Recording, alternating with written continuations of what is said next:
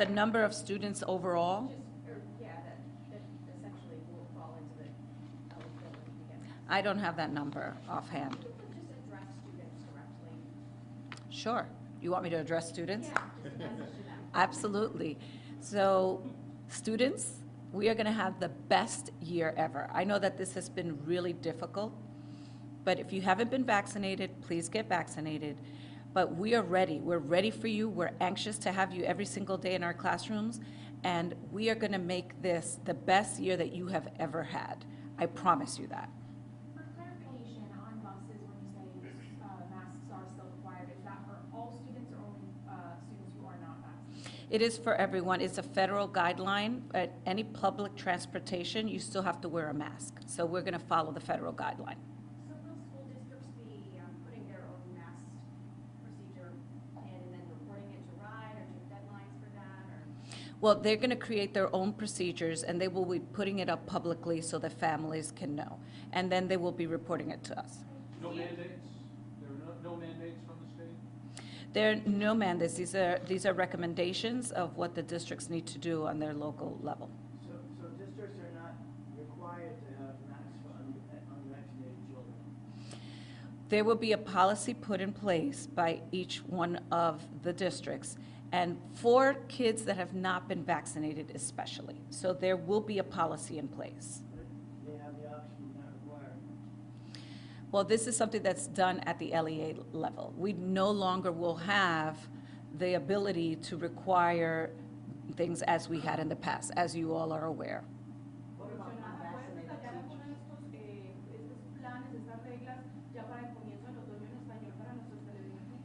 Claro que sí.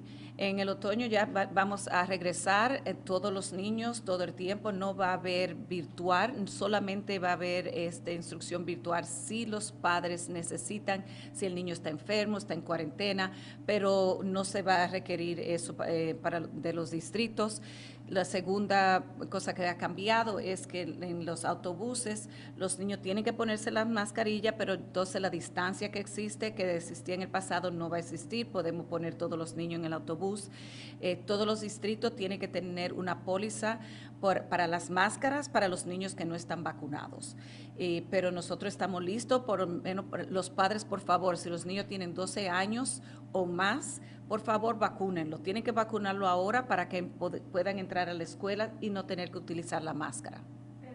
Por supuesto, entonces puedes detallar eso más claro. No tendrán que usar la máscara dentro de los planteles si están vacunados. Si están vacunados. Cada distrito va a poner su regla. Puede ser que un distrito decida ponerle las mascarillas. Eso se deja al distrito para determinar, dependiendo de cuántos niños estén vacunados, de los adultos que estén vacunados también. Could you tell us a little bit, Commissioner, what efforts you and districts are making to bring back those kiddos that have disappeared or just kind of fallen off the register?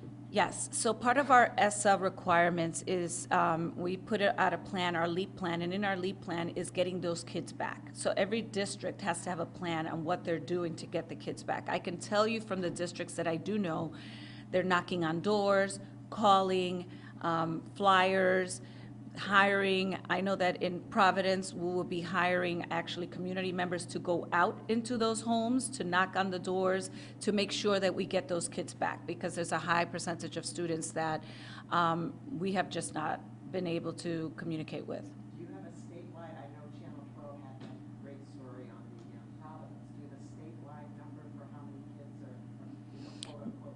No, but I can get it to you. If we could appreciate that school's out at the moment, but how's that going? Getting kids back?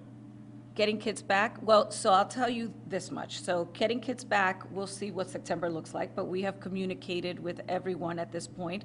Every district has communicated and has tried to reach out to all the families. What we do know is, based on our summer programs, that kids are coming. Kids, the registration is, we're at a good number, and what we are seeing is that kids want to have fun.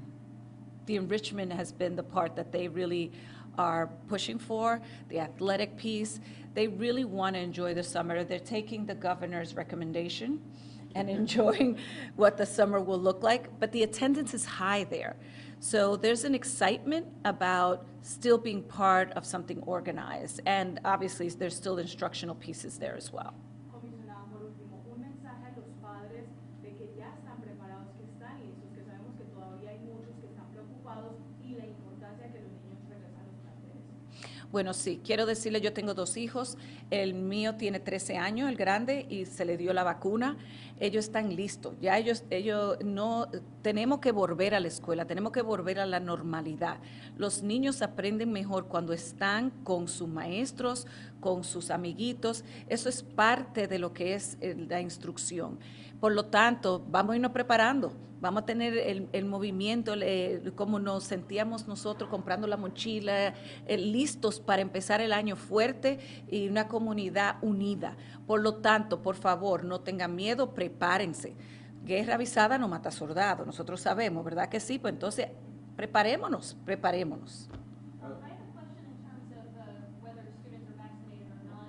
How is that going to be proven? Are you going to ask for proof of vaccination? Is it going to be on the honor system? Well, with the students, we have access to that data, the nurses have access to that data. I'm asked for you to explain, what is an LEA? Oh, I'm so sorry, a district, sorry. It stands for what? Local Educational Agency. School district. Yes, a school district, sorry, I will say school district. Question, now that we're back to the business of educating children, when do you anticipate seeing RICAST or generic test results?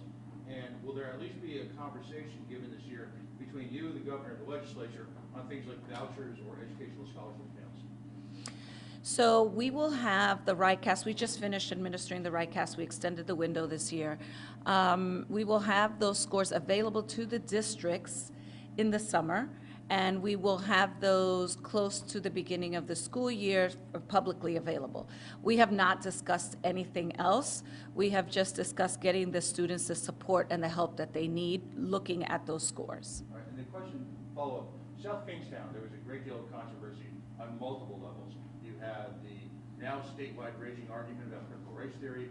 You had the notion that a school superintendent would be involved in the dissemination of student addresses to the AFL-CIO for purposes of a mailer. That superintendent has been dismissed.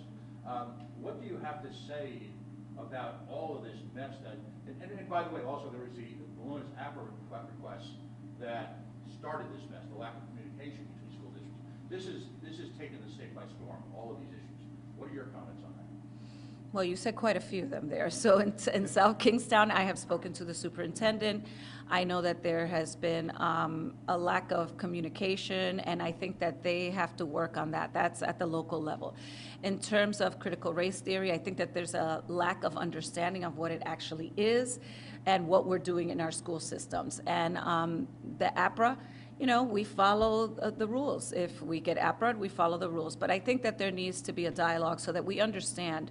We're talking about apples and oranges when we have these conversations. And I think that we cannot pretend like there isn't a movement that's happening on this topic. Where One does last the question. state, what the One state last province, question. We're gonna go CRT? there. Okay.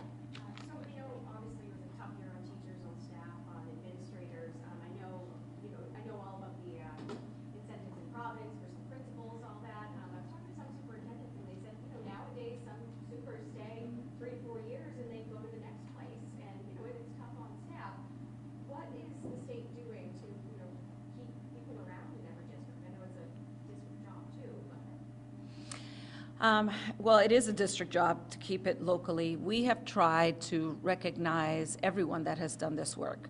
We actually went to one of the foundations and asked for money. We bought every single teacher in the state of Rhode Island a book. I know that doesn't sound like a big deal, but that is a big deal. We want to recognize their efforts. Our teachers have been heroes, heroes. I know that we don't take the time to stop and thank the people in education, but please do that because we have been able to do things that other states are just thinking about today.